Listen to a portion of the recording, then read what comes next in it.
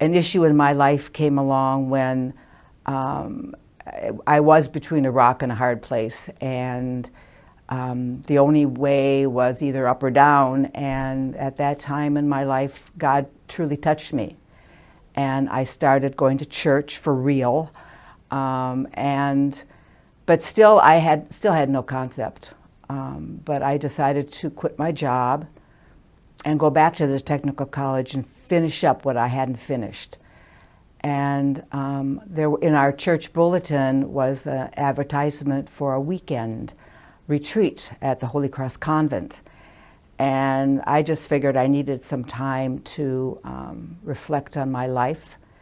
So I decided to call and discovered the phone number was the wrong number, and it was a man answered, and I thought, this is an interesting convent. But it turned out it was the wrong phone number, so I looked it up and called. And I came that weekend, which we had the worst snowstorm of that year. It was in January, and I was 28 years old, and I went just to relax. And I walked through the doors and I knew I was home. And I was scared to death because I did not want that. But by the end of the retreat, I knew this was for real. And Sister Joelle, who was the vocation director, told me to sit on it for a while, not to rush into it. So I gave it a week or two, and then I came back in and signed the papers because it just felt right to me that this was the place I was supposed to be.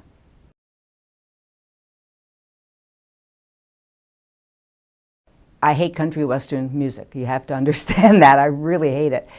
But one point during the retreat, Joelle played Why Me, Lord? What have I ever done to deserve even one of the blessings of you? And it touched me so deeply because that was my life. And I just started crying. And it was literally like an arm came around and held me. And there was nobody around me.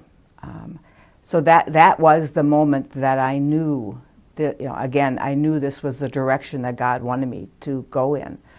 And that to try to leave the guilt and the self-hatred behind of my life and shed it, because God was giving me every blessing, and I did deserve it.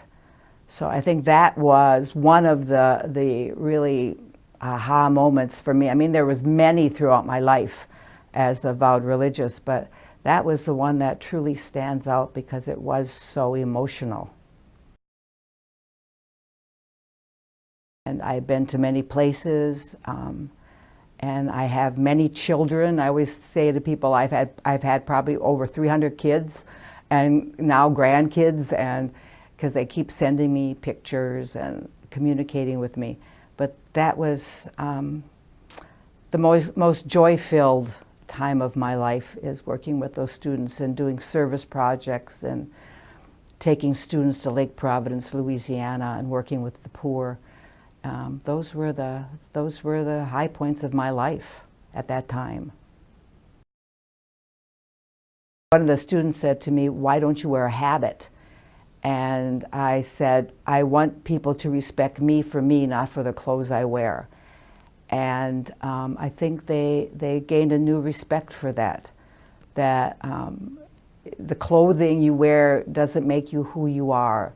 It's who you are inside. And so it really, I know that I've touched their lives because they continue to correspond with me. It's interesting. It didn't scare me as much. Maybe because I'm the youngest. I don't have the years that a lot of the sisters have. I guess I saw the handwriting on the wall. I was vocation director for a while, and I did really work hard to bring members, but it just wasn't there. And finally, I just kept saying to people, we've got to let go. We can't keep hanging onto the shore. We have to let go into the stream where God is leading us. And that doesn't mean we're going to sit back and just die. I see it, and many see it, as a way of showing the world that aging is not something to be afraid of or to Botox away, but that it's a part of life, and we still have a lot of energy and a lot of ways of touching people, and the pendulum will swing back, and there will be some kind of vowed or service communities that will spring up, but it'll be different. It's just that this is the cycle, and we happen to be on the downside.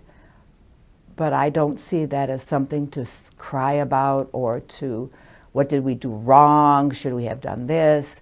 I think it's just the facts of life. It's just another joy for me. I still see my parents in them. Both my parents are gone. My dad had Alzheimer's, so I do know what happens with Alzheimer's. But to me, it's a joy working with these people. I love Bell Tower, and I always will.